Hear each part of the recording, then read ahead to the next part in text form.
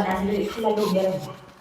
여호수아가 그 땅을 정탐한 두 사람에게 그 기생의 집에 들어가서 너희가 그 여인을 맹세하고 그와 그에게 속한 모든 것을 이끌어내라. 하늘에 정탐한 전비들이 들어가서 라합과 그의 부모와 그의 형제와 그에게 속한 모든 것을 이끌어내고 또 그의 친족도 다 이끌어내어 그들을 이스라엘의 진영 밖에 두고 우리가 그 성과 그 가운데 있는 모든 것을 불로 살고 은금과 은설 이룬 여호와의 집 곳간에 도로하라. 여호수아가 기생 라합과 그의 아버지의 가족과 그에게 속한 모든 것을 살렸으며 그가 오늘까지 이스라엘 중에 거주하였으니 이는 여호수아가 여리고를 정탐하려고 보낸 사자들을 숨겼음이었더라. 여호수아가 그때에 미세하게 하여 이르되 누구든지 일어나서 이 여리고성을 건축하는 자는 여호와 앞에서 저주를 받을 것이며 그 기초를 쌓을 때에 그의 맏아들을 잃을 것이고 그 문을 세울 때에 그의 막내 아들을 잃을 하였더라. 여호와께서 여호수아와 함께 하시니 여호수아의 소문이 그 온 땅에 퍼진다. 네, 여기까지 보도록 하겠습니다. 여호수아 6장까지 봤습니다. 제가 기도하고 오늘 수요 사경회를 시작하도록 하겠습니다.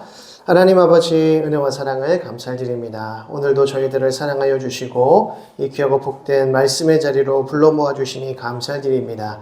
오늘도 이 여호수아의 말씀을 통하여서 하나님의 뜻을 온전히 깨닫게 하시고 또 들은 말씀대로 순종하여서 하나님께서 원하시는 거룩한 삶을 살아가기에 조금 더 부족함이 없는 우리 모두가 될 수 있도록 인도하여 주옵소서. 감사드리며 예수 그리스도의 이름으로 기도드립니다. 아멘. 우리 찬송가 200장 함께 찬양하겠습니다. 달고 묘한 그 말씀 생명의 말씀은 귀한 그 말씀 진실로 생명의 말씀이 나의 길과 믿음 밝히 보여주니 아름답고 귀한 말씀 생명샘이로다. 아름답고 귀한 말씀 생명샘이로다. 귀한 주님의 말씀은 내 노래 되도다. 모든 사람을 살리는 생명의 말씀을 값도 없이 받아 생명길을 가니 아름답고 귀한 말씀 생명샘이로다. 아름답고 귀한 말씀 생명샘이로다. 널리 울리어 퍼지는 생명의 말씀은 마음의 용서와 평안을 골고루 주나니 다만 예수 말씀 듣고 복을 받네. 아름답고 귀한 말씀 생명샘이로다. 아름답고 귀한 말씀 생명샘이로다. 아멘. 이 시간 함께 보실 하나님의 말씀 여호수아 5장 13절에서 15절 말씀을 보겠습니다. 여호수아 5장 13절에서 15절 말씀 우리 한 절씩 교독하여 읽겠습니다. 여호수아가 여리고에 가까이 이르렀을 때에 눈을 들어본즉 한 사람이 칼을 빼어 손에 들고 마주 서 있는지라. 여호수아가 나아가서 그에게 묻되 너는 우리를 위하느냐 우리의 대적들을 위하느냐 하니 그가 이르되 아니라 나는 여호와의 내 대적으로 지키노라. 여호수아가 그 땅에 엎드려 절하고 그에게 내 주여 주여 함께 봅니다. 여호와의 군대 대장이 여호수아에게 이르되 내 발에서 신을 벗으라. 내가 선 곳은 거룩하니라 하니 여호수아가 그대로 행하니라. 아멘. 예, 우리가 지난 시간까지 이제 정복 시대 여호수아 이제 첫 부분을 좀 봤습니다. 그래서 서론부까지 보았는데요. 이제 서론부는 이제 진입 준비라고 해서 이제 여호수아를 중심으로 한 이스라엘 백성들이 드디어 이제 요단강 도하를 위한 준비를 하는 작업입니다. 그래서 이제 하나님께서 여호수아에게 소명을 주시고 또 그에게 믿음을 허락하여 주시면서 강하고 담대하라. 내가 너와 함께 할 것이다. 내가 너에게 약속한 그 모든 땅을 너에게 줄 것이고 밟게 하리라. 라고 말씀하십니다. 그리고 나서 이제 가나안 정탐을 하게 되는 장면이 등장을 하고요. 그리고 라합의 이야기가 중점적으로 다루어집니다. 이 라합의 이야기는 지난주에 우리가 살펴본 바와 같이 이 전쟁을 어떻게 치를 것인가, 이스라엘 백성들이, 하나님의 백성들이 이 거룩한 전쟁을 어떻게 치러야 하는지에 대한 그 믿음의 모본을 보여주는 작업이 바로 이 라합 이야기입니다. 그러니까 라합은 믿음의 여인으로서 여리고성의 사람이었고 또 여인이었고 창기였지만 이스라엘 백성으로 편입되어서 구원을 얻는 일들이 일어나더라는 것이죠. 그러니까 이 거룩한 이 전쟁을 어떠한 믿음을 가지고 또 어떠한 마음을 가지고 치러야 하는지에 대한 그 본보기가 바로 라합을 통해서 주어지더라는 것입니다. 그래서 이 여호수아 1장과 2장의 내용은 이 여호수아 전체를 아우르는 서론부 역할을 하면서 이제 이 여호수아 전체의 내용은 4가지로 구분된다고 말씀을 드렸는데, 첫 번째는 건너라, 두 번째는 취하라, 세 번째는 나누라, 네 번째는 지키라 였습니다. 이 4가지의 이 메시지가 이 1, 2장에 고스란히 담겨 있더라는 것입니다. 그래서 우리가 지난주까지 라합 이야기까지 저희가 보았고요. 오늘부터는 이제 요단 도하, 이제 3장과 4장 이야기, 그리고 언약 의식이라고 해서 이제 5장에 대한 내용을 좀 살펴보겠습니다.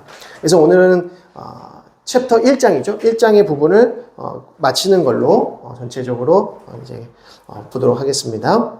가장 먼저 이제 1-2-1 갈라진 요단강의 내용을 보시게 되면 이제 3장의 내용이죠. 3장 1절의 말씀을 한번 보시면, 또 여호수아가 아침에 일찍이 일어나서 그와 모든 이스라엘 자손들과 더불어 시딤에서 떠나 요단에 이르러 건너가기 전에 거기서 유숙하니라. 사흘 후에 관리들이 진중으로 두루다니며 백성에게 명령하여 이르되 너희는 레위 사람 제사장들이 너희 하나님 여호와의 언약궤에 매는 것을 보거든 너희가 있는 곳을 떠나 그 뒤를 따르라 라고 합니다. 그러니까 3장 1절의 말씀을 보면 이제 여호수아가 이스라엘 자손들과 더불어서 시딤에 있다가 이제 요단강 앞에까지 이제 나아간 것입니다. 이동한 것입니다. 이제 요단강을 바로 앞두고 그곳에서 이제 사흘 동안 잠시 이제 머물게 유숙하게 되는데요. 그때에 이제 리더십들이, 관리들이 두루 다니면서 뭐라고 합니까? 레위 사람 제사장들이 언약궤를 매는 것을 너희가 보거든 너희는 어떻게 하라? 너희가 있는 것을 떠나서 그 뒤를 따를 준비를 마치라 라고 하는 것입니다. 자, 그리고 5절을 보시면 여호수아가 또 백성에게 이르되 너희는 자신을 성결하게 하라. 여호와께서 내일 너희 가운데 기이한 일을 행하시리라. 여호수아가 또 제사장들에게 말하여 이르되 언약궤를 메고 백성에 앞서가라. 건너라 하매 곧 언약궤를 메고 백성 앞서 나아가니라 라고 합니다. 여기서 중요한 구절이 3장 5절의 구절이죠. 이 구절에서는 특이한 부분이 무엇이냐면 여호수아가 또 백성에게 이르되 너희는 자신을 어떻게 하라? 성결하게 하라. 거룩하게 하라 라고 하는 것입니다. 그 누구도 스스로 부정케 하는 모든 일들을 하지 마라 라고 하는 것이죠. 그래서 바로 그 다음날 여호와께서 내일 너희 가운데 행하실 그 모든 일들을 너희가 볼 것인데 너희가 거룩하게 자신을 준비하라 라고 하는 것입니다. 자, 여기서 우리는 이 전쟁이 가나안 전쟁이 결국 어떤 전쟁임을 알 수 있느냐? 거룩한 전쟁이다.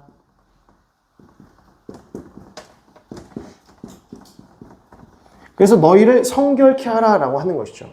가나안 전쟁, 이제 가나안 7족속을 이제 진멸하고 그들 가운데 승리를 취하는 이 모든 여정들은 거룩한 전쟁이라고 하는 것입니다. 거룩한 전쟁. 그럼 거룩한 전쟁의 의미가 무엇일까? 거룩한 전쟁이라고 하는 것은 하나님의 전쟁이라는 것입니다. 쉽게 말하면 하나님이 싸우시는 하나님의 전쟁. 하나님께서 싸우시니까 이게 거룩한 전쟁이라는 것입니다. 그런데 이 이스라엘 백성들이 그럼 하는 그 역할은 무엇인가? 하나님의 말씀하신 대로 순종함으로써 건너라 하면 건너면 되는 거예요. 말씀하신 대로 취하라 하면 취하면 되는 거고요. 말씀하신 대로 분배하라 하면 분배하면 되는 것이고, 말씀대로 지키라 하면 지키면 된다는 것입니다. 그러니까 결국에 하나님의 전쟁이라는 것은 하나님의 말씀에 대한 순종이다라고 하는 것이죠. 말씀에 순종하라 라고 하는 것입니다. 그래서 우리가 이제 잘 알다시피 여리고성을 이제 정복하는 그 모든 여정이 사실은 이해가 잘 되지 않지 않습니까? 우리가 기본적으로 알고 있는 이 전쟁의 방식이나 그 방법이나 전술을 취하지 아니하고 매우 놀라운 전술을 취하더라는 것이죠. 그냥 믿음 가지고 그 성을 13바퀴 돌게 되는 것입니다. 7일 동안 총 13바퀴를 돌게 되는데 그 13바퀴를 돌고 나면 그 여리고성이 무너지리라 라고 하는 이 전쟁의 전술은 사실은 이해가 되지 않는 거죠. 결코 상식적이지 않다는 것입니다. 그런데 그들은 어떻게 해야 합니까? 말씀하신 대로 순종해야 한다는 것입니다. 말씀하신 대로 순종하는 것이 거룩한 전쟁이다라는 것이죠. 근데 이 전쟁이 거룩한 전쟁일 수밖에 없는 그 이유는 이 전쟁의 대상이 누구와 누구의 싸움이냐? 하나님의 나라와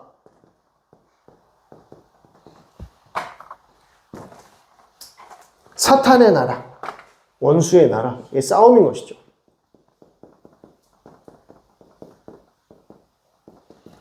창세기 3장 이후로부터 이제 아담과 하와가 뱀에게 사탄에게 유혹을 받아서 범죄한 이후로부터 이 인생 모든 세상의 전쟁과 싸움은 하나님 나라와 하나님의 백성들과 사탄의 백성들, 사탄의 나라의 싸움이더라는 것입니다. 하나님께서 가나안을 대적으로 삼으시지만 그것은 영적 전쟁으로서 가나안에 대한 심판이기도 하다는 것입니다.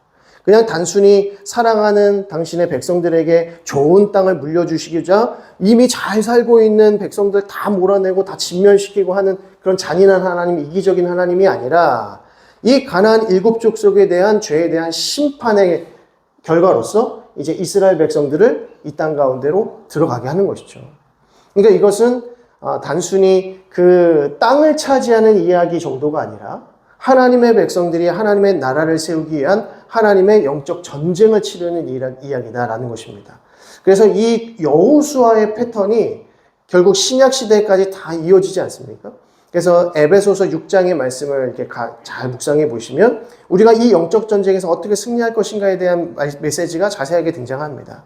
우리가 하나님의 전신갑주를 취하고 우리의 혈육의 싸움이 아니라 영적인 싸움을 싸우라는 것입니다. 그렇죠? 그리고 성령의 검인 말씀을 가지고 기도로서, 간구로서 이 영적 전쟁에서 승리해야 한다는 것입니다.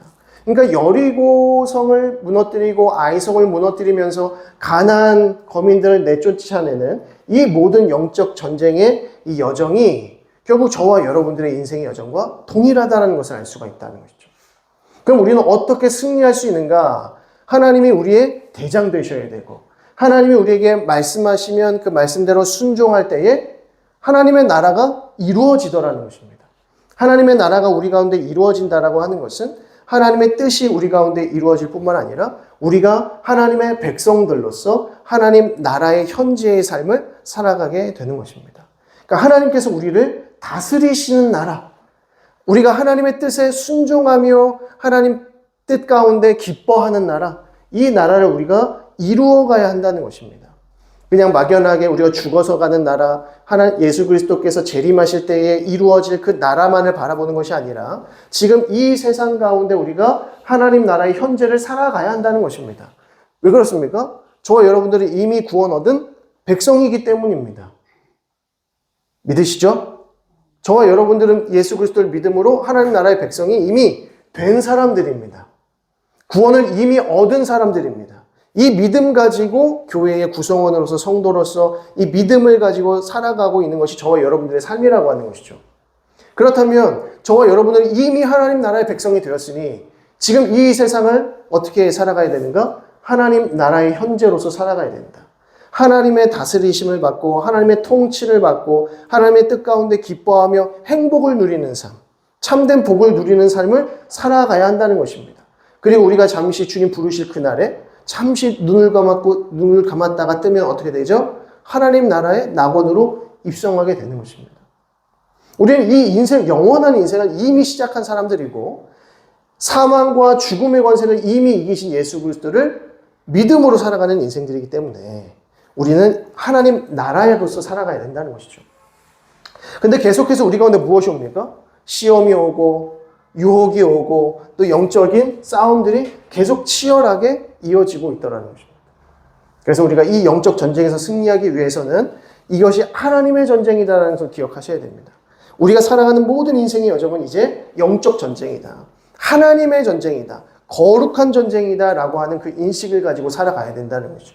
그래서 우리가 하나님 나라를 확장시켜 나아간다 라고 하는 것. 그래서 예수 그리스도의 피 묻은 복음을 이 세상 가운데 전파하고 하나님 나라를 확장시켜 나아간다. 우리가 교회의 부흥을 이루어간다. 이것은 결국 무슨 말입니까? 이것이 전쟁이라고 하는 겁니다. 우리는 하나님의 백성이기도 하지만 하나님의 군사이기도 하다는 거죠. 그렇기 때문에 우리는 치열하게 영적 싸움을 싸워야 한다는 것입니다. 물론 우리의 이 대상은, 우리의 원수는 이 세상 사람들이 아닙니다. 불신 영혼들이 아닙니다. 이 불신 영혼들을 지배하고 있는 악한 권세, 보이지 않는 영적 이 존재들에 대한 싸움이기 때문에 이 사탄의 나라에 대적하기 위해서 우리는 철저하게 하나님의 말씀으로 덧입고 무장되어야 한다는 것이죠. 그래서 이 여호수아의 스토리가 지금 우리에게 고스란히 나타나고 있다는 것입니다. 자, 그래서 이제 갈라진 요단강 3장 이렇게 보시게 되면 이제 거룩한 전쟁이 이제 곧 시작되어지고 그 가운데 가장 먼저 누가 앞서게 되느냐? 이제 언약궤가 가장 먼저 앞서게 됩니다. 제사장들의 언약궤는 하나님이 임재죠. 하나님의 임재. 그러니까 요단강을 가장 먼저 건너는 대상은 누굽니까? 하나님이시다. 하나님이 요단강을 가장 먼저 건너시게 되는 겁니다. 자, 그래서 7절 보겠습니다. 3장 7절. 여호와께서 여호수아에게 이르시되 내가 오늘부터 시작하여 너를 온 이스라엘의 목전에서 크게 하여 내가 모세와 함께 있었던 것 같이 너와 함께 있는 것을 그들이 알게 하리라. 여기서 매우 중요한 내용이 등장을 합니다. 여기서 중요한 내용은 무엇이냐면 여호수아의 영적 리더십을 다시 한번 하나님께서 확증하시는 작업입니다. 내가 모세와 함께 있었던 것처럼 너와 함께함으로 모든 이스라엘 백성들이 하나님이 어떠한 분이신지를 알게 될 것이다 라고 하는 것을 지금 이 여호수아를 통해서 영적 리더십을 확증하시는 것으로 이어지고 있는 것이죠.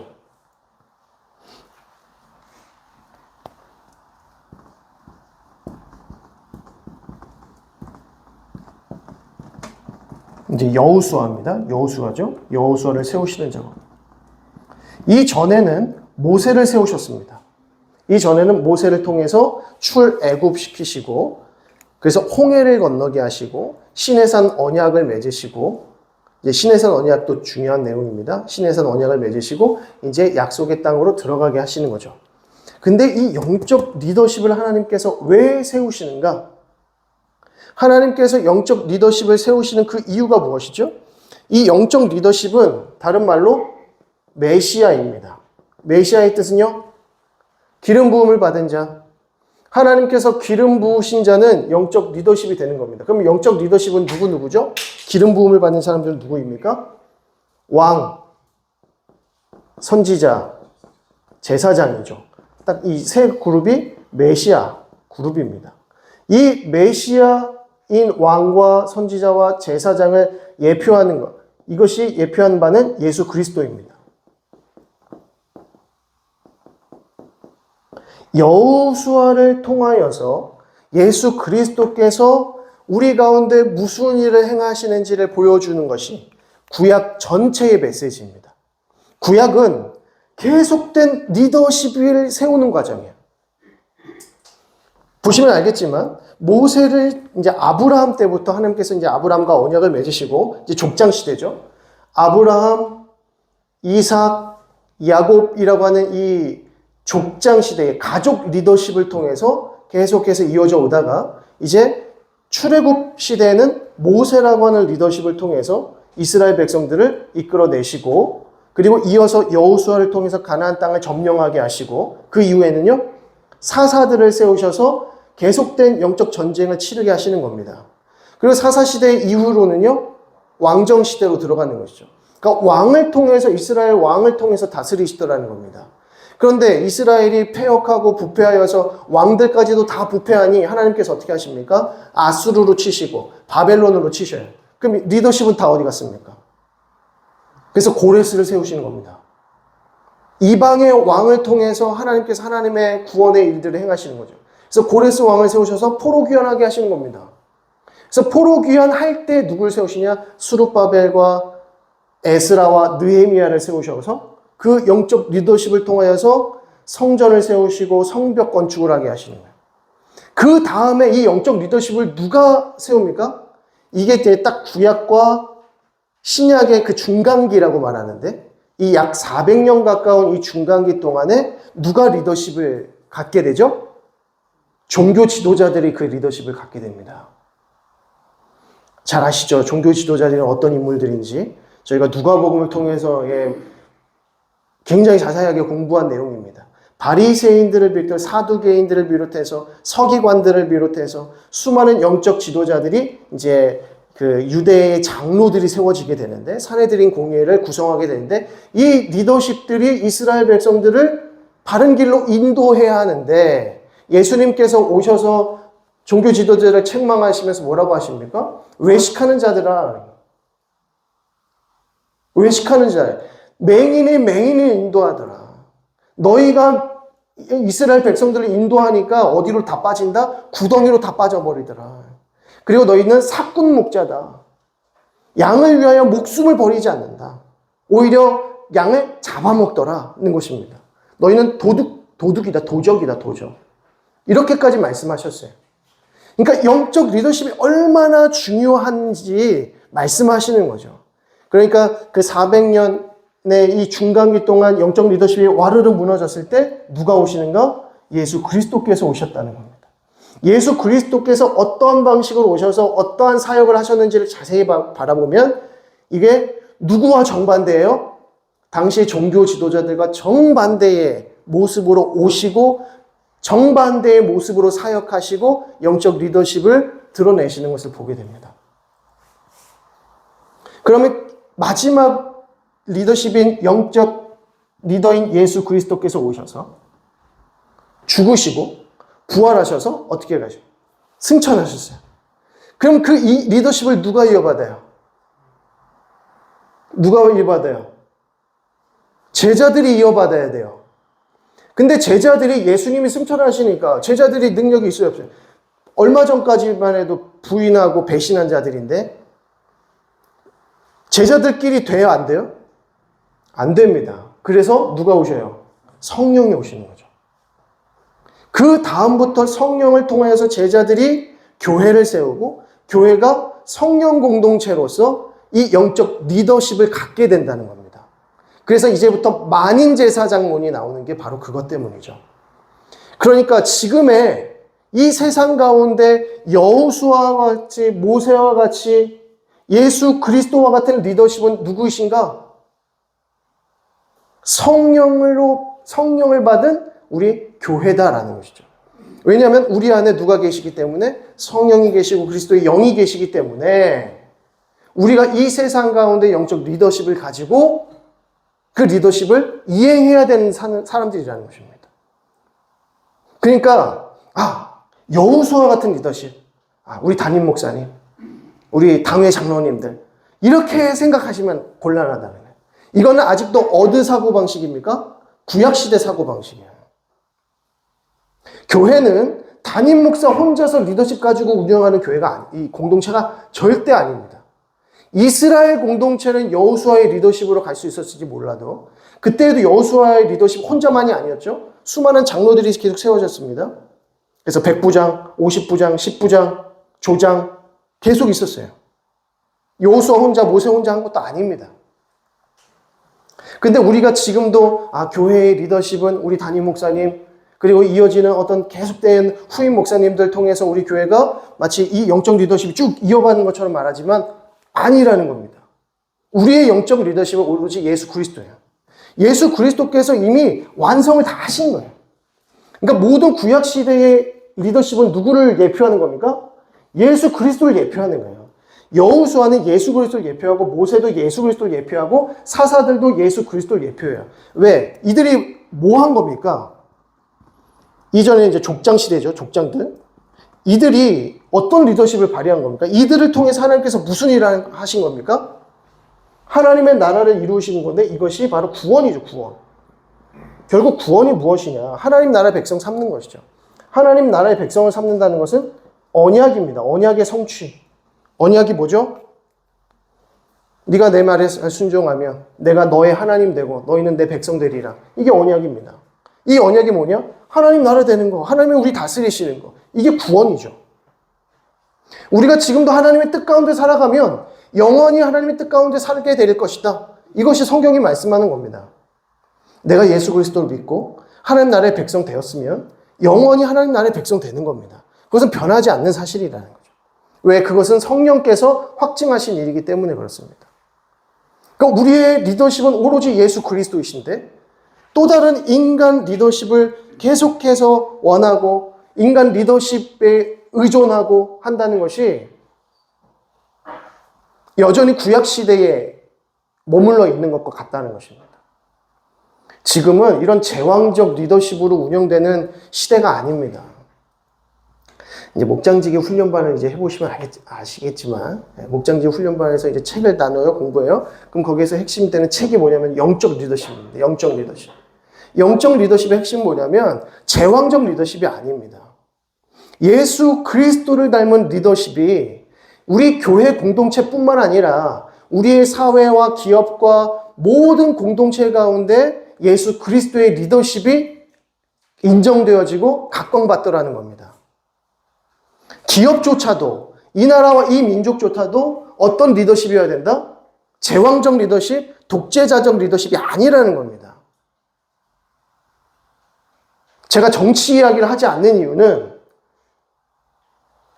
이 정치 리더십에게 소망이 있지 않기 때문입니다.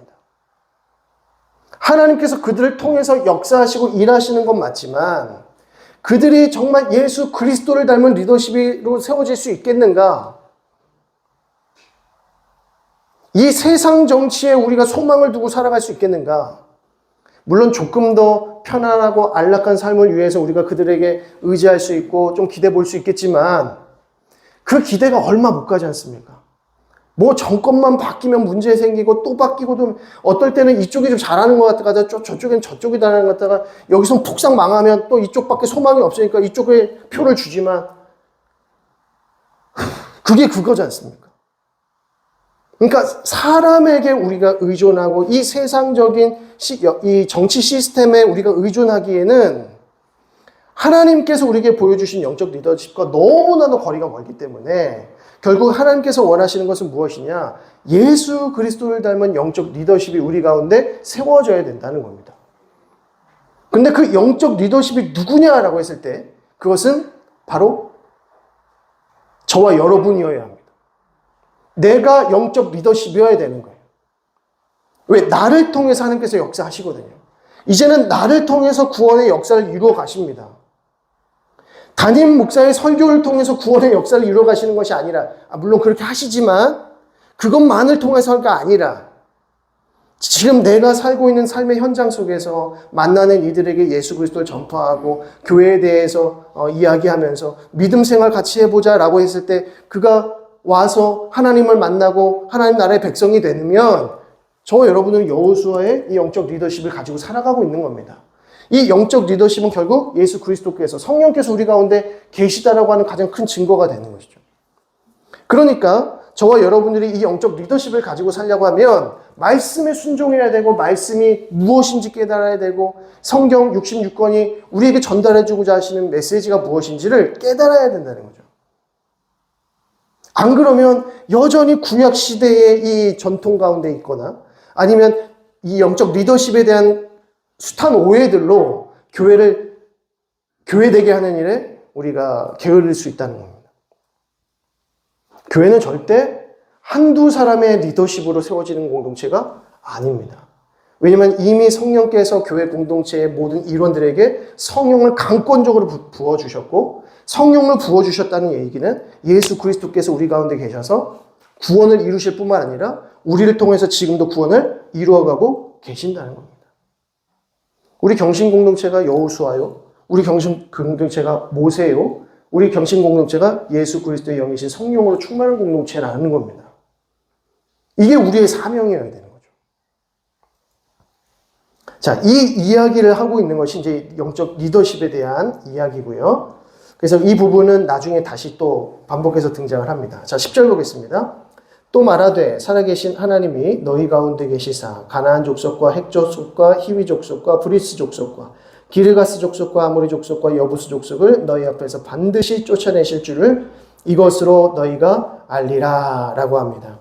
이제 언약궤를 맨 제사장들이 먼저 요단강을 밟을 때에 놀라운 일이 벌어지죠. 요단강이 갈라지는 것이 아니라 요단강은 멈추어 섰습니다. 왜 요단강은 이제 흐르지 않습니까? 바다는 흐르지 않지만 요단강은 흐른다는 거죠. 그러니까 요단강의 그 윗물을 막으시는 거예요. 그 윗물이 막힙니다. 못 내려와요. 그러면서 더 놀라운 일이 벌어지는데 그것은 무엇이냐면 그 강바닥이 어떻게 됩니까? 마른 땅이 되더라는 겁니다. 모세를 통해서 이스라엘 백성들이 홍해를 건널 때 그 홍해의 바닥이 어땠습니까? 마른 땅과 같았다라고 합니다. 이 마른 땅이 왜 중요할까요? 마른 땅이 중요한 이유가 뭘까요? 마른 땅은 초자연적 역사라는 뜻입니다. 만약에 이게 그냥 물이 어디선가 막혀가지고 수로가 뭐 누군가 위에서 틀었다, 뭐 길을 다시 내서 수로를 다시 내가지고 뭐 이렇게 얘기하는 그 비평학자들도 있습니다. 인본주의 학자들. 근데 그들이 해석하지 못하는 것은 무엇이냐면, 풀어내지 못하는 것은 무엇이냐면 마른 땅이라는 거예요. 왜냐하면 물을 막으면 그 물에 더 이상 흐르지 않는다고 하면 그 땅이 어떻게 되겠습니까? 질퍽질퍽해지겠죠. 당연히. 진흙밭이 될 겁니다. 그리고 그 진흙밭이 완전히 마른 땅이 되기 위해서는 더 많은 시일이 필요할 거고요. 그런데 이거는 하루 만에 물길이 막혔고 그리고 마른 땅으로 건너갔다는 겁니다. 이 말인즉슨 하나님이 여셨다는 거죠. 하나님께서 건너게 하신 일이다. 초자연적 역사다. 하나님이 개입하셨다라고 하는 뜻입니다. 그래서 마른 땅을 건너게 하셨다라고 하는 부분들에 대해서 이제 10절에서 먼저 이렇게 얘기를 하고 있는 것이고요. 자, 15절을 보시면 요단이 곡식 거두는 시기에 항상 언덕에 넘치더라. 궤를 맨 자들이 요단에 이르며 궤를 맨 제사장들의 발이 물가에 잠기자. 여기서 곡식 거두는 시기에는 항상 언덕에 넘치더라는 것이 이 요단물이 가장 수위가 높았던 시기였다는 것입니다. 그래서 물이 가장 많았던 시기에 이 요단강을 건너야 됐기 때문에 갈릴리 그 요단강에 대한 이 영상들을 이렇게 보게 되면 이게 거의 불광천만도 못해. 요단강이. 이 수질도 그렇고 어떤 깊이도 그렇고 물 양도 그렇고 이게 거의 뭐 개천보다 더 지저분하더라고요. 보니까. 그러니까 다 실망해요. 요단강이 뭔가 이렇게 멋있는 우리 한강 같은 모습을 생각하고 가신 분들은 다 충격을 받고 오신다. 이게 불광천만도 못해. 그리고 그 얕기가 너무 얕아서 세례받는 그 시일도 이게 매번마다 할 수가 없는 거예요. 너무 얕아서. 그래서 어떨 때는 무릎 높이도 안 된다라고 하죠. 그런데 이때에는 이게 사람 키보다 더 높은 수위를 갖게 되는 시기라고 합니다. 그러니까 이 너무나도 창월한 이 요단강을 이스라엘 백성들이 또 건너고자 할 그때에 뭐가 생기겠습니까? 두려움이 생길 것이라는 거죠. 그러나 언약궤를 맨 제사장들이 먼저 그 물에 발을 내디뎠을 때에 어떤 일이 벌어지는가?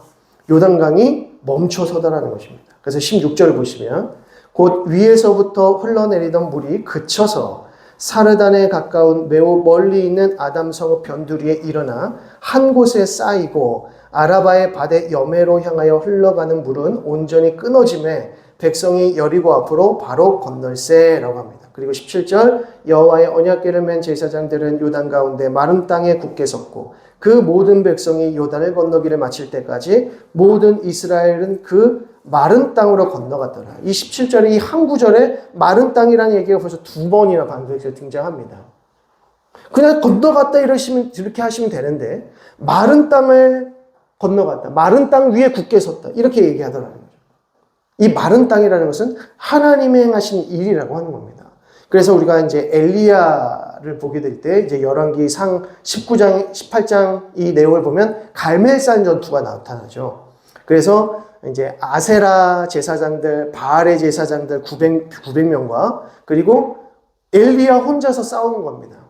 그래서 두 개의 제단에 이제 제물을 올려놓고 간절히 기도했을 때 하늘에서 불이 내려서 그 제단을 불사르면 그것이 하나님의 제단이다 라고 하는 이 갈멜산 전투, 영적 전투를 합니다.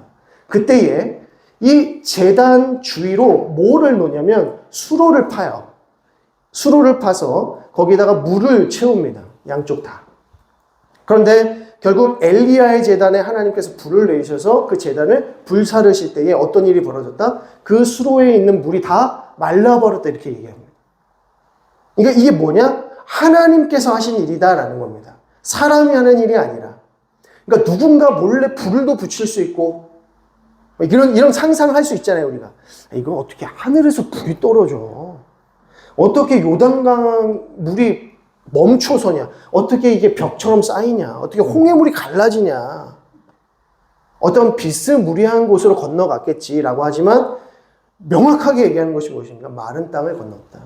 마르게 하셨다. 물을 말라버리게 하셨다. 이 말씀을 하신다는 겁니다. 이것은 부인할 수 없는 하나님의 역사다라고 하는 것을 알 수 있고요. 자, 이어서 이제 4장을 보시게 되면 12기념비에 관한 내용이 등장을 합니다. 4장 1절을 보면 그 모든 백성이 요단을 건너가기를 마쳤다라고 하고요. 여호와께서 여호수아에게 말씀하여 이르시되 백성의 각 지파에 한 사람씩 12사람을 택하고 그들에게 명령하여 이르기를 요단 가운데 제사장들의 발이 굳게 선 그곳에서 돌 12를 택하여 그것을 가져다가 오늘 밤 너희가 유숙할 그곳에 두게 하라 하시니라 라고 합니다. 그래서 물이 다 말랐습니다. 그리고 언약궤를 맨 제사장들은 요단강 정중앙에 자리하고 있고 그때에 누가 지나가는 거예요? 이스라엘 백성들이 차례대로 다 지나가는 겁니다. 언약궤를 맨 제사장들은 계속 그 자리에 머물러 있는 것이고요. 그때에 12명의 이 각 지파의 대표들이 와서 그 언약궤 주위에 있는 돌을 12개를 하나씩 취해서 12개를 가지고 나아가는 거죠. 그래서 이것을 어디에 세우냐? 길갈에 세웠다라고 말합니다. 이후에 길갈에 세우게 됩니다. 자, 그래서 7절을 보시게 되면 그들에게 이르기를 요단물이 여호와의 언약궤 앞에서 끊어졌나니 곧 언약궤가 요단을 건널 때에 요단물이 끊어졌으므로 이 돌들이 이스라엘 자손에게 영원히 무엇이 되리라? 기념이 되리라 라는 것입니다. 하나님께서 물을 막으셨다라고 하는 그 증거가 무엇이다? 바로 이 12돌이다 라는 것입니다. 이 12지파 모든 이스라엘 백성들이 다 이 요단을 한순간에 건넜다. 하나님께서 건너게 하셨다. 그 증거가 요단강가에 있는 이 12돌을 취한 이 기념비에 담겨 있다는 것입니다. 자, 여기서 우리가 중요하게 생각해야 될 부분은 무엇이냐면 하나님께서 그 자녀들에게, 이스라엘 백성들의 자녀들에게 계속해서 하나님께서 어떠한 분이신지를 기념하게 하라.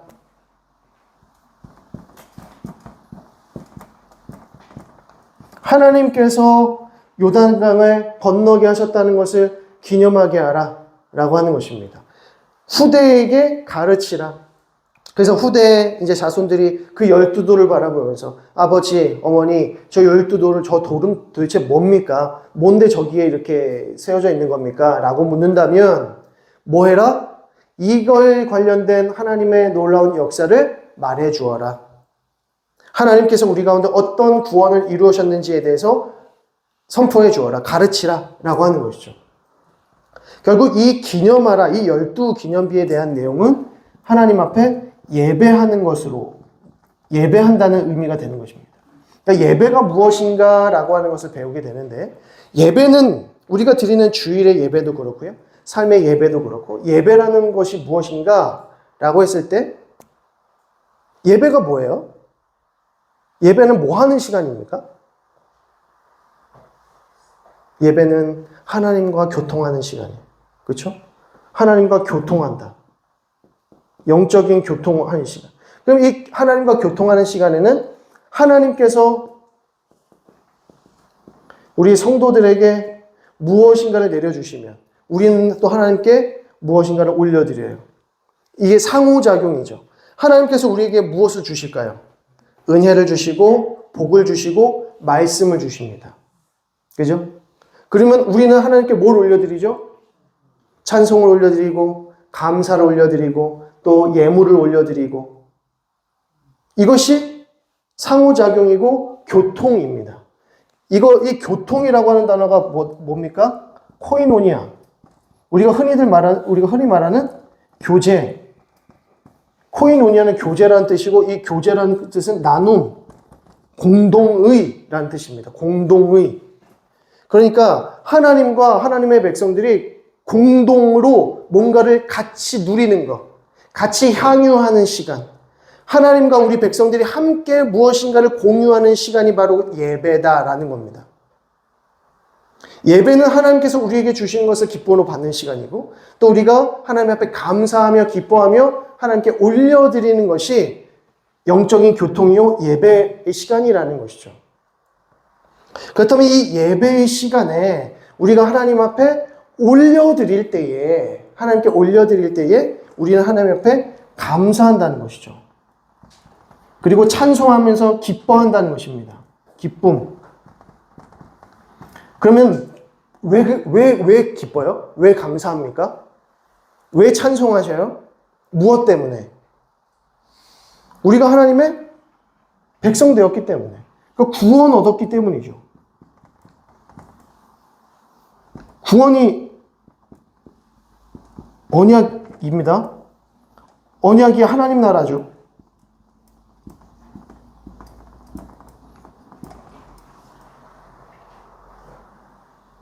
이거 지금 계속해서 배운 겁니다. 창세기부터 계속 배운 게 결국 이 언약 구원에 대한 이야기입니다.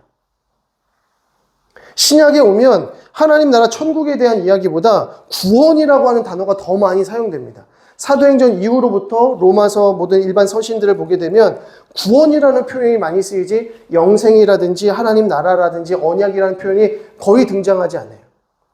하나님 나라라고 하는 단어가 언제 많이 쓰이느냐? 이 단어는 주로 신약시대에 예수 그리스도께서 공생의 사역하실 때 천국, 하나님 나라 이 얘기를 가장 많이 하셨어요. 우리가 팔복 이야기할 때 너 하나님이 너희 것이다. 하나님 나라가 너희 것이다. 하나님 나라를 볼 것이다. 들어갈 것이다. 거듭남에 대한 이야기를 하실 때에도 천국에 들어가는 것, 하나님 나라에 들어가는 것, 누가 들어가는 것, 거듭난 자들이 들어간다. 이 얘기를 계속 하시잖아요. 근데 신약시대에 딱 들어가서 주님께서 승천하시고 성령시대가 된 이후로부터는 하나님 나라에 대한 이야기보다 구원이라는 표현이 더 많이 등장하고 대부분 구원이라는 표현이 나타납니다. 이게 결국 다 동일한 표현이라는 거죠. 그러니까 하나님께서, 예수 그리스도께서 하나님의 나라 이 언약을 완성하셨기 때문에 그 다음부터는 구원이라는 표현을 쓰는 거예요. 구원이 완성되었기 때문에 그 다음부터는 구원이라는 단어만 씁니다. 그리고 우리가 잘 아는 이 구원이라는 단어를 우리의 영적 구원, 우리의 영생에 대한 구원을 말하고 우리의 어떤 그 현실의 안타까운 현실로부터 도피되어지거나 구원받는 것에 대한 부분들은 구약시대에서만 한정되어서 나타납니다. 그러니까 만약에 내가 아파요. 아팠는데 기도하니까 나았어요. 이거 뭡니까? 이게 구원입니다. 이게 예수님 시대까지 구원의 개념은 더 폭넓은 개념으로 나타납니다. 그러니까 경제적으로 좀 어려운 상황 속에서 하나님께서 놀라운 것들로 채우셔서 가난에서 벗어났어요. 이거 뭡니까? 이것도 구원이에요. 그죠? 그러니까 육체적인 질병, 여러 가지 상황적 어려움들, 아이를 낳지 못해서 한 여인이 아이를 낳지 못해서 괴로워할 때 하나님께서 은혜 주셔서 아이를 낳게 하시면 이게 뭡니까? 해산하지 못하는 상태에서 구원받은 겁니다. 그러니까 이것을 하나님께서 하셨다라고 하는 거죠. 내가 나을 수 없는 질병에서 나음을 얻었다는 것은 하나님께서 하신 일이기 때문에 구원이라고 하는 표현을 쓴 겁니다. 그런데 이 구원이라는 표현이 신약 시대에 와서 특히 이제 성령 시대 이후로는 거의 대부분 우리의 영혼에 대한 구원의 개념으로 많이 사용되는 거죠. 대부분 그렇게 사용되는 것이죠. 그 이유는 예수 그리스도께서 구원을 완성하셨기 때문입니다. 이 전까지는 예수 그리스도께서 구원을 완성하시기 직전이기 때문에 계속해서 예표적인 기능을 하는 거예요. 그래서 구원이 무엇일까 할 때 하나님 나라의 개념, 통치의 개념, 영적 전쟁의 개념, 그리고 신랑 신부의 결혼의 개념, 연합의 개념, 여러 가지 모양들로 그 구원에 대한 메시지를 주시는 거예요. 그리고 예수님께서 이 땅에 오셨을 때에는 질병을 낫게 하시고 복음을 전파해서 귀신을 내어 쫓으시고 그리고 여러 가지의 이 넓은 의미의 구원을 보여주시면서 하나님 나라가 어떤 곳이겠는가라고 하는 것을 보여주시는 거죠. 그래서 예수님께서 십자가에 달려서 죽으시고 부활하시고 승천하신 이후에는 이 구원이 온전하게 성취되었기 때문에 이후로는 바울 사도도 그렇고 대부분의 이 사도들은 구원이라는 표현을 쓰게 되는 겁니다. 그럼 결국에는 우리가 하나님 앞에 예배하는 것은 우리에게 무엇이 임했기 때문입니까? 구원을 얻었기 때문입니다. 우리가 하나님 나라의 백성이 되었기 때문에 하나님과 교제하는 거예요. 내가 하나님의 백성이라고 하는 확신이 없고 내가 하나님의 자녀라고 하는 확신이 없는데 예배를 드린다는 건 사실 모순입니다. 그 예배를 하나님께서 받지 않으십니다. 내가 하나님의 자녀라고 하는 믿음이 없이 드리는 예배를 하나님께서 받지 않으십니다. 왜? 이게 이제 이번 주 금요일 날 우리가 나누게 될 아벨의 예배인 것이죠. 아벨은 믿음으로 제사 드렸고 가인은 믿음 없이 제사 드린 거예요. 제사의 이 종류가 중요했던 것이 아니라 아벨은 양으로 드렸고 가인은 곡식으로 드려서 하나님께서 곡식 받지 않으시고 이게 아니라 가인은 믿음 없이 드렸고 아벨은 믿음을 가지고 드렸다는 거예요. 그럼 그 믿음이 무엇이냐? 하나님, 저는 하나님의 자녀입니다. 하나님의 백성입니다. 하나님은 나의 하나님이십니다. 나의 아버지 되십니다. 나의 이 부족한 예물을 받아주옵소서. 내 예배를 받아주옵소서. 하나님께서 그 예배를 기뻐하시더라고요. 근데 가인은 어떻게 드린 거예요? 하나님이 누구인지 모르는 겁니다. 신앙 고백이 없는 겁니다. 내가 어떤 존재인지 모르는 겁니다. 이거 왜 드려야 되는 거야? 이걸 누가 받는다고 이걸 드리라는 거야? 우리 엄마 아빠는? 왜 제사 드리라는 거야? 이해할 수가 없네. 하나님이 누구인지 모르고 내가 누구인지 모르는 상태에서 드리는 예배를 하나님께서 어떻게 받으시겠냐는 거예요. 그러니까 하나님께서 가인이 드린 이 예물을 받으면서 뭐라고 하셨겠어요? 넌 누군데 나한테 이걸 주냐? 너 누구냐? 이렇게 하시는 거예요. 그래서 가인의 제사는 받지 않으시고 아벨의 제사는 받으셨다는 거예요. 믿음으로 드리는 예배라고 하는 것은 내가 누구이고 하나님이 나에게 어떠한 분이신지에 대한 신앙 고백을 가지고 드릴 때에만 하나님께 온전한 예배를 드릴 수 있다는 것이죠. 그래서 참되게 예배하는 자는 영과 진리로 예배한다라고 말씀했습니다. 여기서 영과 진리라고 하는 것은 결국 성령 하나님, 예수 그리스도에 대한 진리의 말씀을 가지고 예배하는 자예요. 이 영과 진리라고 하는 표현은 고스란히 언약과 하나님 나라에 대한 개념을 가지고 믿음을 가지고 드리는 예배라고 하는 것이죠. 하나님께서 기뻐하시는 예배가 무엇인가? 라고 했을 때 우리가 겸손한 마음을 가지고 하나님 나의 예배를 받아주옵소서. 하나님은 나의 하나님이 되십니다. 내가 비록 지난 일주일 동안 완악하게 내 욕심대로 이기적인 마음대로 살았지만 주님 회개합니다. 용서해 주시고 내가 하나님의 자녀로서 살아갈 수 있는 힘과 능력을 더해 주옵소서. 오늘 그 은혜를 주옵소서라고 간절하게 사모하는 마음으로 하나님 앞에 예배할 때 하나님께서 기뻐 받으신다는 겁니다. 그것이 바로 구원의 감격 가운데 믿음으로 드리는 살아있는 산 예배다라고 하는 것이죠. 그래서 하나님께서 이스라엘 백성들에게 12기념비를 남기게 하시는 것은 바로 그 의미가 있고요. 자, 16절을 보시게 되면 9절을 보겠습니다. 9절. 4장 9절의 말씀을 보시면 여호수아가 또 요단 가운데 곧 언약궤를 맨 제사장들의 발이 선 곳에 돌 12를 세웠더니 오늘까지 거기 있더라. 지금 이거 어디다가 세운 겁니까? 여호수아가 또 요단 가운데 곧 언약궤를 맨 제사장들의 발이 선 곳에 돌 12를 세웠더니 오늘까지 거기 있더라. 이거 지금 어디다가 세운 겁니까? 돌? 요단강 한 가운데에 세운 겁니다.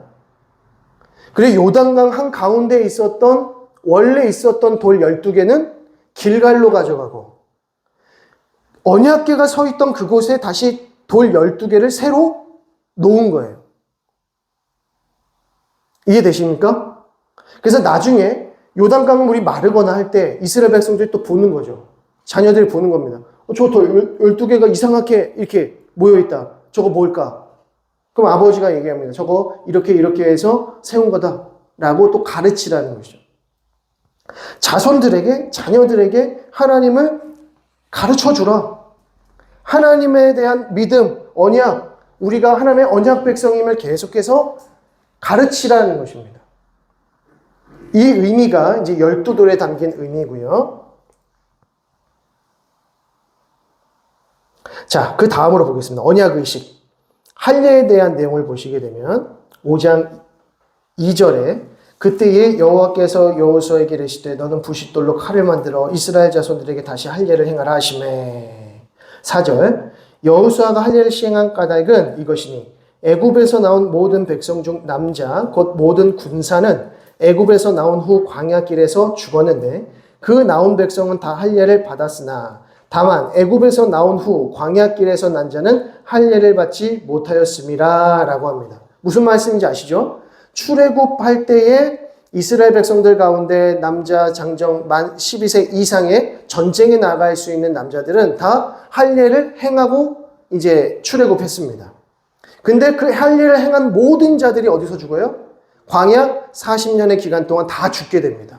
그리고 그 다음 세대들, 그 아들들, 이들이 장성하여서 40년이나 지났으니까 40년 동안 성장한 이 군사들, 전쟁할 수 있는 이 남자들은 할례를 행하지 못했던 거죠.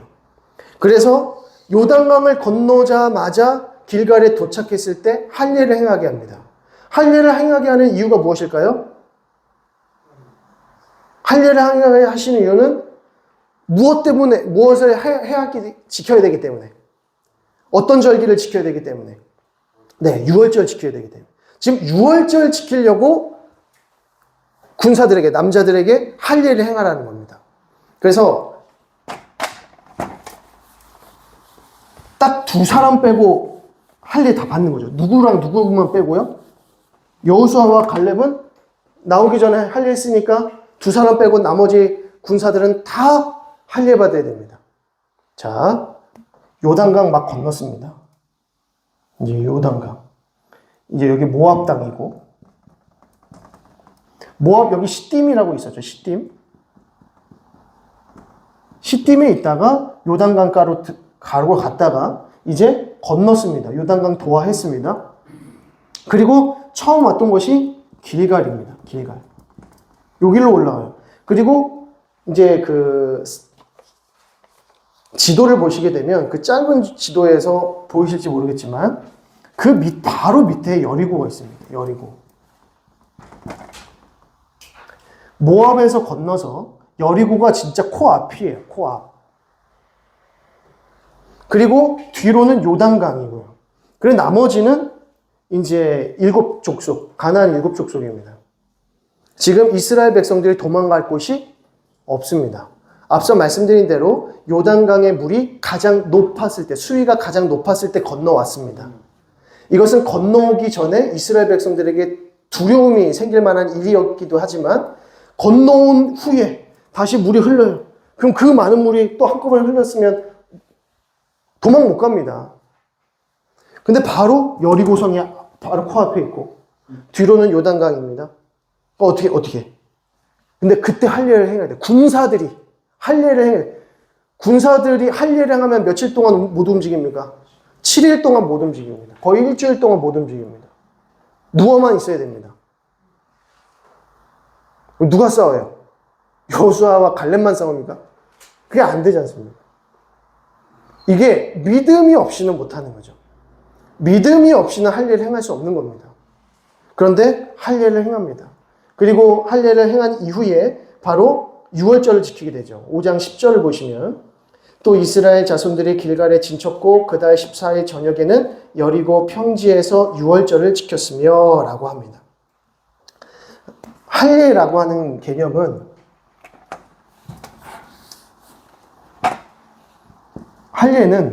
할례의 뜻은 자르다라는 뜻입니다. 자르다.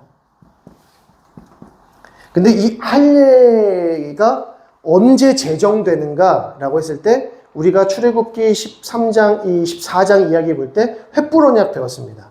횃불 언약 직후에 그 자녀들에게, 자손들에게 할례를 행하게 하셔요. 언약식 이후에. 언약을 맺으신 이후에 이제 할례를 행하게 하는데 그 언약식, 횃불 언약 할 때 어떻게 됐었죠? 그 짐승들을 다 반으로 각을 뜹니다. 반으로 다 쪼갰어요. 그래서 길을 냈죠. 그래서 이 길을 누구만 걸으셨어요? 하나님만, 횃불만 지나갔습니다.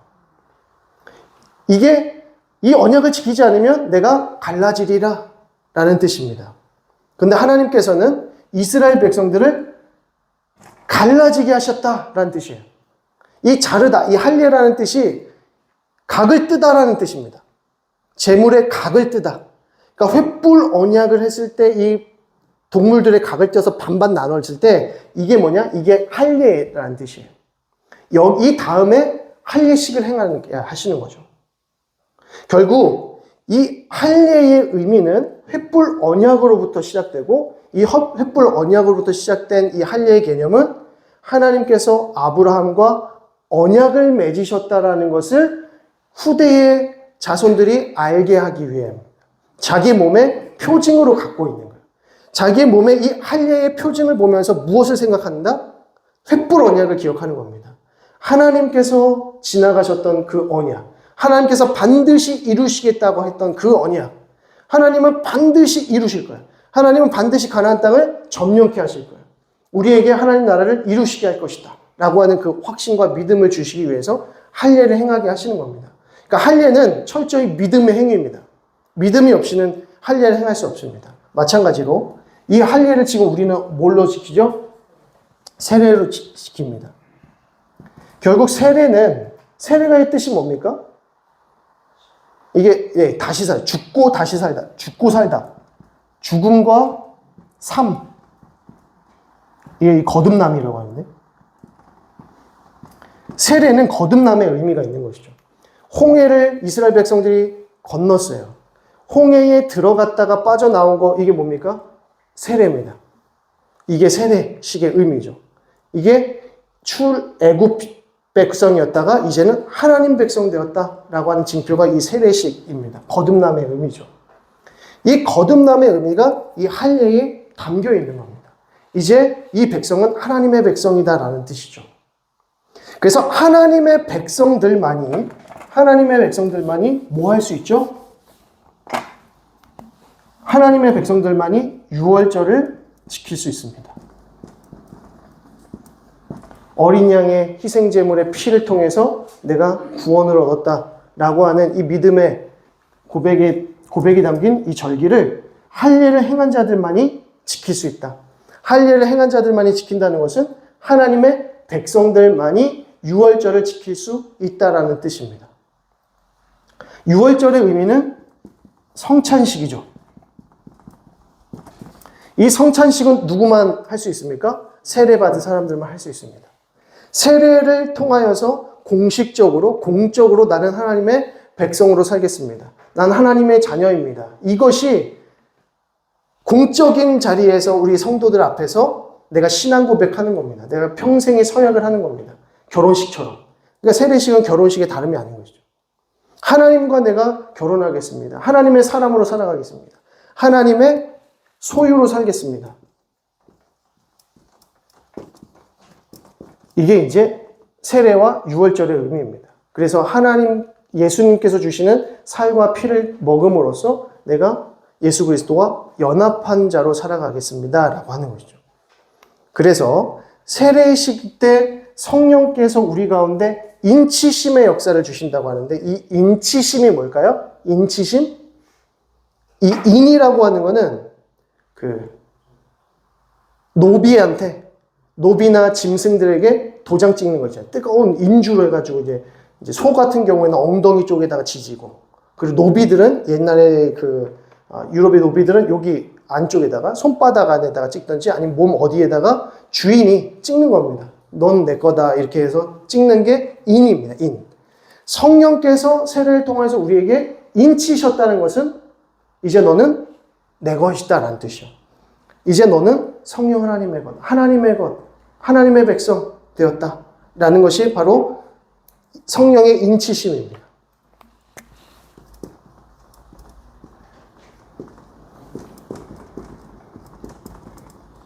성령께서 인치시는 일, 이것이 할례와 세례를 통해서 성찬식을 통해서 우리에게 주어지는 겁니다. 그러니까 세례식과 성찬식이 얼마나 중요한가 라는 겁니다. 어떤 분들은 세례 안 받겠다 그러세요. 난 그냥 열심히 신앙생활 할 거다. 나는 구원의 확신도 있다. 근데 굳이 세례를 받을 필요는 없다고 생각한다. 하시는 분들도 있어요. 근데 반면에 이 반대극부에 어떤 분들이 있냐면 무조건 세례를 받아야 된다. 왜? 세례 안 받으면 난 구원 못 받는 걸로 생각한다. 라고 하시는 분들이 있어요. 이 사람들은 세례를 크게 필요로 하지 않는 사람들은 예전에 이제 회중교회, 이제 제세례파 막 이런 사람들이었는데 이 사람들은 세례가 크게 중요하지 않다라고 했고 그 반대극부는 천주교죠. 천주교, 로마 카톨릭 이쪽은 무조건 세례 받아야 구원 받는다는 거예요. 그래서 임종 세례를 주는 게 이제 임종 돌아가시기 전에 세례 안 받은 분들한테 세례 주지 않습니까? 그 이유가 그거죠. 세례 안 받으면 천국 못 가니까. 근데 저희는 이것도 아니고 이것도 아닙니다. 그러나 이 세례식과 성찬식이 얼마나 중요한 예식인지는 알고 있는 거죠. 이것을 우리의 공적인 자리에서 성도들 앞에서 서약하는 겁니다. 내가 하나님의 백성들로 살겠습니다. 라고 하는 것이죠. 그래서 그런 의미에서 이제 할례식까지, 할례식과 유월절을 지키는 것까지 이렇게 해야 되겠습니다. 그리고 이제 다음 주에 조금 더 살펴보겠지만, 이제 칼을 든 여호와의 군대 대장 이야기는 무엇이냐면, 이 여호와의 군대 대장이 뭐라고 말합니까? 여호수아가 너는 내 편이냐 대적의 편이냐 라고 했을 때 여호와의 군대 대장이 뭐라고 말합니까? 14절 그가 이르되 아니라 나는 이 편도 아니고 저 편도 아니라 나는 여호와의 군대 대장으로 지금 왔느니라. 이 말씀이 즉슨 나는 하나님의 편이다 라는 뜻입니다. 나는 하나님에게서 왔다. 하나님으로부터 왔다. 이런 뜻입니다. 나는 너의 편도 아니고 가나안의 편도 아니다. 하나님의 백성의 편이어야 되지 왜 여호수아의 편이어야 되지 왜 편이 아니라고 하는가? 이 말인즉슨 여호수아도 누구의 편이 되어야 되는 것입니까? 하나님의 편이 되는 겁니다. 그러니까 하나님이 여호수아의 편이 아니라 여호수아가 하나님의 편이 되는 겁니다. 그래서 결정하고 선택하고 믿음으로 반응해야 되는 겁니다. 우리 이스라엘 하나님의 백성들은. 하나님께서 나를 사랑하시니까 나 무조건 내 편이 되어 주실 거야. 이거는 참된 믿음이 아니죠. 나의 모든 기도 제목을 하나님께서는 다 들어응답해 주셔. 내가 이것도 갖고 싶고 저것도 갖고 싶고 저것도 갖고 싶은데 하나님께서 나를 사랑하시니까 이거 다 하나님께서 이루어 주실 거야 라고 하는 것은 매우 이기적인 기도라는 거죠. 하나님이 어떠한 생각을 가지고 어떠한 뜻을 가지고 있는지에 대해서는 전혀 궁금하지 아니하면서 내가 원하는 기도만 드린다는 것은 하나님의 백성의 기도가 아니라는 겁니다. 하나님께서 원하시는 기도가 무엇이고 하나님의 뜻을 구하는 기도가 참된 하나님의 백성들의 기도다라는 거죠. 이 말인즉슨 우리가 하나님 편에 서야 된다. 하나님의 뜻을 구해야 되고 하나님의 마음을 가져야 된다. 여호수아와 이스라엘 백성들이 가져야 하는 것은 무엇입니까? 하나님의 마음과 뜻이라는 거죠. 이것을로 똘똘 뭉칠 때 여리고성이 무너지는 겁니다. 그래서 다음 주에 여리고성이 무너지는 장면을 보도록 하겠습니다. 기도하겠습니다. 하나님 아버지 은혜와 사랑을 감사드립니다. 하나님 이 시간 가운데 주님 우리 가운데 힘주시고 은혜 베풀어 주셔서 귀한 말씀 배울 수 있도록 인도하심에 감사드립니다. 주신 말씀 다시 한번 잘 기억하여서 우리의 삶 속에서 우리에게 놀라운 은혜 베푸시고 우리를 구원하신 그 하나님의 귀한 사랑을 기억하고 기념하며 참된 예배자로 세워지는 우리 모두가 될 수 있도록 인도하여 주옵소서. 우리 모두를 성령으로 충만케 해주셔서 이 세대 가운데 참된 영적 리더들로 세움받을 수 있도록 인도하시고 하나님께서 우리를 보내시는 그곳 가운데에서 참된 구원을 선포하며 하나님의 나라의 현재를 살아가는 우리 모두가 되어져 있을 수 있도록 인도하여 주옵소서. 감사드리며 예수 그리스도의 이름으로 기도드립니다. 아멘. 하늘에 계신 우리 아버지여 이름이 거룩히 여김을 받으시오며 나라의 임하옵시며 뜻이 하늘에서 이룬 것 같이 땅에서도 이루어집니다. 오늘날 우리에게 일용할 양식을 주옵시고 우리가 우리에게 죄 지은 자를 사하여 준 것 같이 우리 죄를 사하여 주옵시고 우리를 시험에 들게 하지 마옵시고 다만 악에서 구하옵소서. 대개 나라와 권세와 영광이 아버지께 영원히 있사옵나이다. 아멘. 우리 주위에 계신 분들께 수고하셨습니다. 감사합니다. 인사하시겠습니다.